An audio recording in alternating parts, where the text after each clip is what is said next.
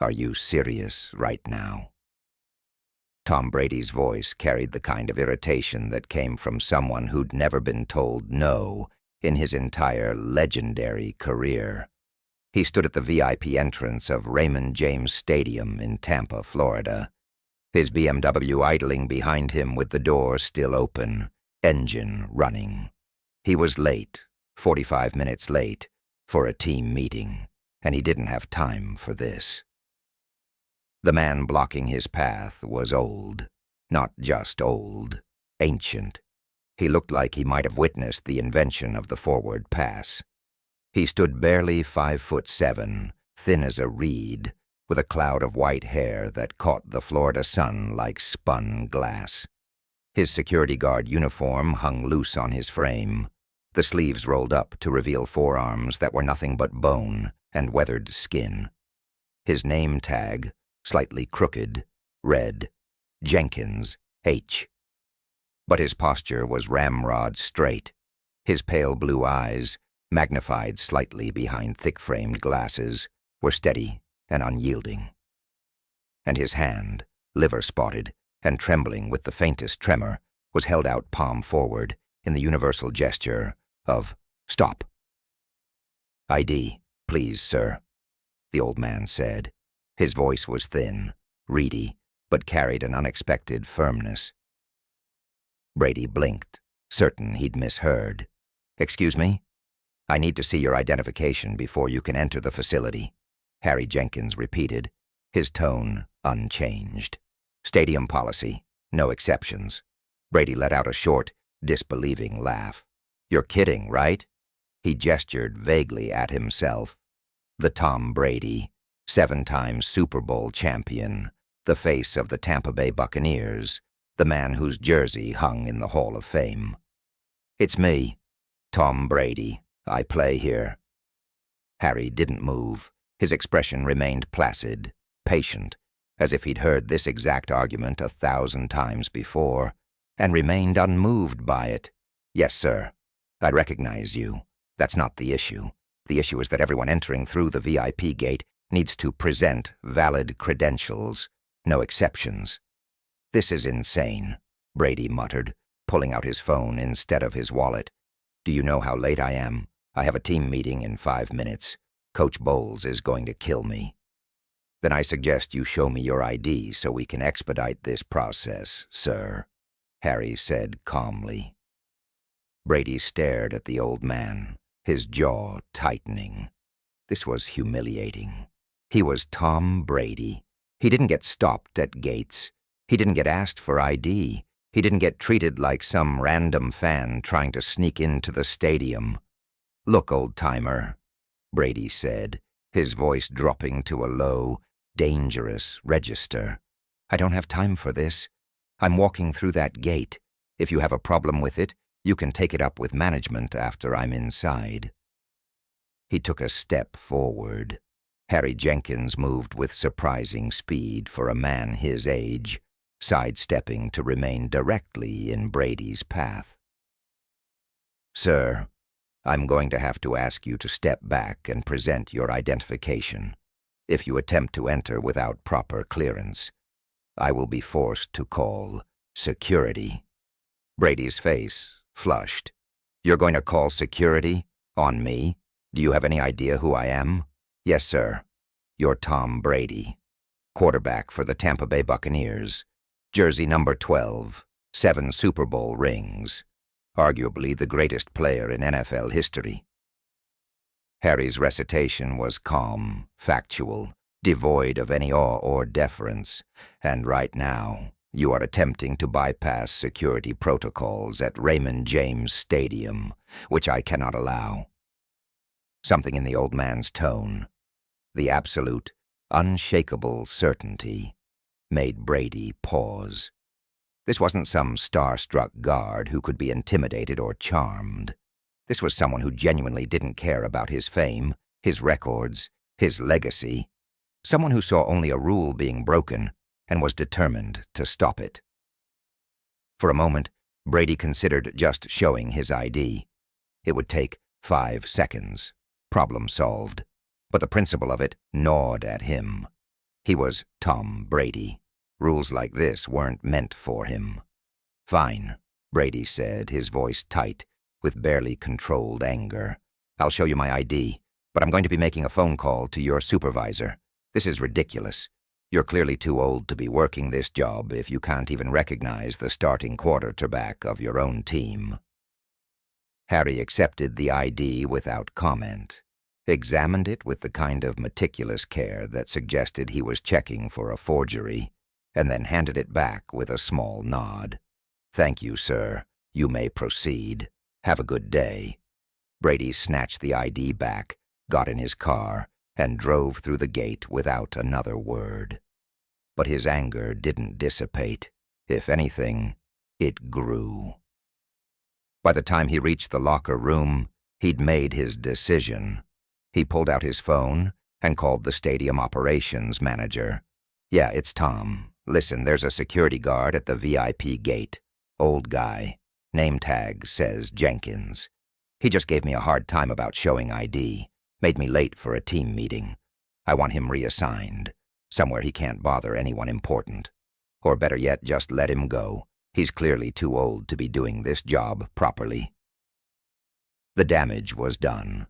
One phone call from Tom Brady, and Harry Jenkins's world was about to change. What Brady didn't know, what he couldn't possibly know, was that Harry Jenkins was 98 years old. That on June 6, 1944, 80 years ago, he had been a 19-year-old private in the 101st Airborne Division. That he had jumped out of a C-47 transport plane into the darkness over Normandy, France, landing in a field riddled with German machine gun fire. That he had stormed Omaha Beach, and over the course of 3 brutal days had pulled 12 wounded men out of the surf and carried them to safety under withering enemy fire. That he held the Silver Star for valor and 2 Purple Hearts for wounds received in combat. That he had spent his entire life quietly serving, never asking for recognition, never demanding special treatment, never once believing that who he was entitled him to break the rules. Tom Brady was about to learn a very expensive lesson about respect. 1 week later, Tampa Bay Times office. Melissa Torres stared at the file on her computer and still couldn't believe it. The email had arrived Tuesday night at 11:47 p.m. She'd almost deleted it. Anonymous, probably spam. But something had pushed her to open it. And now, after following a tip from a whistleblower at the stadium, she had Harold Jenkins's military records in front of her. National Archives military database, service record. And there it was, in black and white. Harold Harry Jenkins, born 1926, enlisted 1943, 101st Airborne Division, Normandy, Market Garden, Bastogne, Normandy. Melissa's heart rate picked up. She cross-referenced dates. June 6, 1944, D-Day. Harry Jenkins would have been 19 years old. She requested his service records. It took 3 days. When the documents arrived, she sat at her desk and read them in silence, her hands shaking slightly. Silver Star for gallantry in action. Citation for conspicuous valor on June 6, 8, 1944, during the Allied invasion of Normandy, France. Private Jenkins repeatedly exposed himself to enemy fire to rescue wounded comrades trapped in the surf at Omaha Beach. Over the course of 3 days, he personally evacuated 12 men to safety, despite being wounded twice himself. His actions reflect the highest traditions of military service. 2 Purple Hearts, shrapnel wounds, kept fighting. Melissa sat back in her chair, staring at the documents. This wasn't just a story about an old man getting pushed around by a celebrity. This was a story about a D-Day hero, a man who had literally stormed the beaches of Normandy, being treated like he was disposable. She looked at the photo, paper-clipped to the service record. A young man, barely more than a boy, in an army uniform, thin, serious, with pale eyes that stared directly into the camera. She pulled up a recent photo of Harry Jenkins from the stadium's employee directory. Same eyes. 80 years later, still steady, still unyielding. Melissa picked up her phone and called her editor. "I need the front page for Sunday," she said. "I've got something big." Sunday morning, newspaper publication. The headline dominated the front page of the Tampa Bay Times. Tom Brady's complaint demoted a D-Day hero. Harold Jenkins, 98, deserves better. Below it were two photos, side by side. Left, Harry in his security guard uniform, standing at the VIP gate. Right, a grainy black and white photograph from 1944. Young Private Harry Jenkins in his 101st Airborne uniform, taken just before he boarded the plane to Normandy. The story was brutal. Tom Brady, one of America's most famous athletes, had caused a 98-year-old World War II veteran to be demoted for doing his job, for asking for ID. By Sunday morning, the story had gone national. ESPN, CNN, Fox, every sports blog. Twitter exploded. Tom Brady disrespects a WW veteran for doing his job. Disgusting. Harry Jenkins stormed Normandy. Tom Brady can't handle showing an ID. Perspective, people. I've lost all respect for Brady. That man is 98 and still working. And Brady got him demoted? Shameful. Monday morning, Buccaneers headquarters. Tom Brady's publicist, Ashley Moreno, walked into his office looking like disaster had struck. "Tom, we need to talk." Brady looked up from watching film. "What happened?" Ashley threw a newspaper on the desk. Front page, photo, headline. Brady read it. His face went pale. "Oh, God." "Yeah." Ashley crossed her arms. "It's viral, everywhere, and it's only getting worse. You're trending on Twitter this morning, and Tom Brady disrespect is the top Google search." Brady stared at the photo. Young soldier, then old security guard. Same man, 80 years apart. "I didn't know," Brady said quietly. "You should have. Or at least you should have cared enough to find out. But you didn't. You just assumed. Old, slow, useless. And now the entire world is accusing you of bullying a D-Day hero." Brady put his hands over his face. "What do I need to do?" "You apologize. Publicly. Now. And you make sure he gets back to his gate. And you make a massive donation to a veterans charity. And you pray to God that's enough." 3 days later, Tom Brady's press conference. "I screwed up." Tom Brady sat at a table in the media room at Raymond James Stadium, flanked by his publicist and the Buccaneers' head of PR. In front of him was a sea of cameras, microphones, and reporters who smelled blood in the water. "A few weeks ago, I was late for a team meeting. I was frustrated. And when the security guard at the gate, Mr. Harry Jenkins, asked me to show my ID, I lost my patience. I complained to stadium management, and because of that complaint, Mr. Jenkins was reassigned." He paused, took a breath. "I didn't know at the time that Mr. Jenkins is a 98-year-old World War II veteran, that he's a D-Day survivor, that he holds the Silver Star for valor. But honestly, that shouldn't have mattered. He was doing his job, and I should have respected that. Instead, I acted like the rules didn't apply to me, and I was wrong." A reporter raised her hand. "Mr. Brady, have you spoken to Mr. Jenkins directly?" "I've tried," Brady admitted. "I called. I went to his house. He won't see me, and I understand why. What I did was disrespectful. He has every right to be angry." "What do you want to say to him?" Brady looked directly into the camera. "Mr. Jenkins, I'm sorry. I was arrogant and impatient. You were doing your job, a job you've done with integrity for 22 years. And I tried to use my position to make your life harder. That was wrong. If you'll allow it, I'd like to apologize to you in person." and I'd like to make sure you're back at the gate, where you belong." Another reporter. "The Buccaneers have announced they're honoring Mr. Jenkins at Sunday's game. Will you be part of that? If Mr. Jenkins wants me there, yes. If he doesn't, I'll respect that too." The press conference wrapped. Brady walked out, his publicist at his side. "That went well," she said. Brady shook his head. "It doesn't matter how it went. What matters is if he forgives me." 1 week later. Harry's house. When the doorbell rang, Harry Jenkins was reading the newspaper. His daughter, Linda, answered. "Dad, someone's here to see you." Harry looked up. In the doorway, wearing a hoodie and jeans, stood Tom Brady. "Mr. Jenkins," Brady said, "can I have 5 minutes of your time?" Harry looked at him for a long moment. Then, "Come in." They sat in the living room. Brady clasped his hands on his knees. "I didn't know," Brady began, "who you are. What you did. And that's not an excuse. I should have known.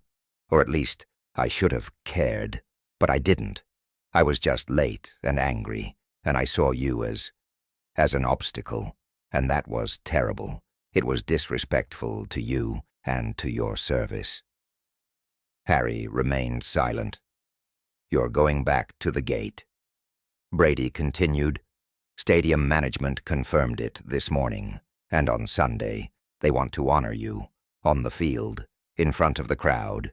If you want me there, I'll be there. But only if you want me." Harry's head trembled slightly. "I don't want to be honored." "I know," Brady said quietly, "but you deserve it. The ones who deserve to be honored didn't make it off that beach." Brady nodded. "You're right. But you did. And that matters. What you did matters, and I'm going to spend every day wishing I could take back that 1 minute." Harry finally looked at Brady, really looked at him. He saw genuine remorse, genuine humility. "Apology accepted, son," he said quietly. Sunday. Raymond James Stadium. The roar of 70,000 people hit like a physical wave. Harry Jenkins stood at midfield of Raymond James Stadium, the Florida sun beating down on his security guard uniform, and tried very hard not to pass out. His legs felt like they might give out. His heart was hammering in his chest. On the massive video boards flanking the stadium, his face was displayed. 98 years old, weathered, uncertain. Next to it, that photo from 1944, Private Harry Jenkins, 101st Airborne, 19 years old, about to jump into Normandy. The stadium announcer's voice boomed. "Ladies and gentlemen, please welcome a true American hero. Harry Jenkins served with the 101st Airborne Division during World War II.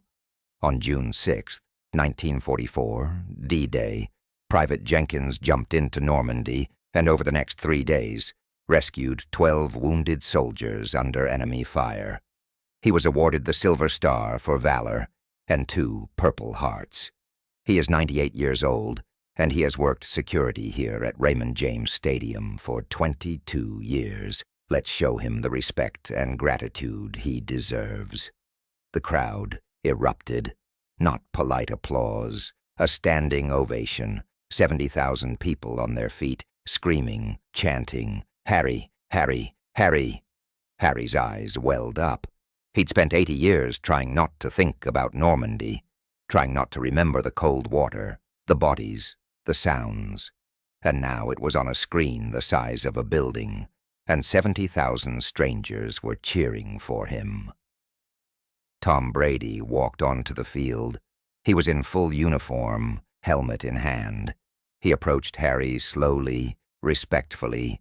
When he reached him, he extended his hand. "Mr. Jenkins," Brady said, and the microphone picked it up, broadcast across the stadium. "I owe you an apology. You were doing your job. You were upholding a standard, and I tried to tear you down for it. That was wrong. I'm sorry." Harry looked at Brady, really looked at him. He saw genuine remorse, genuine humility. Harry shook his hand. "Apology accepted, son." Brady nodded, then did something unexpected. He turned to the crowd and raised Harry's hand like a referee declaring a winner. The stadium exploded again. Later, after the game, a Bucks win, Harry watched from a suite, guest of honor. Harry sat alone for a moment. His daughter found him there. "You okay, Dad?" Harry nodded.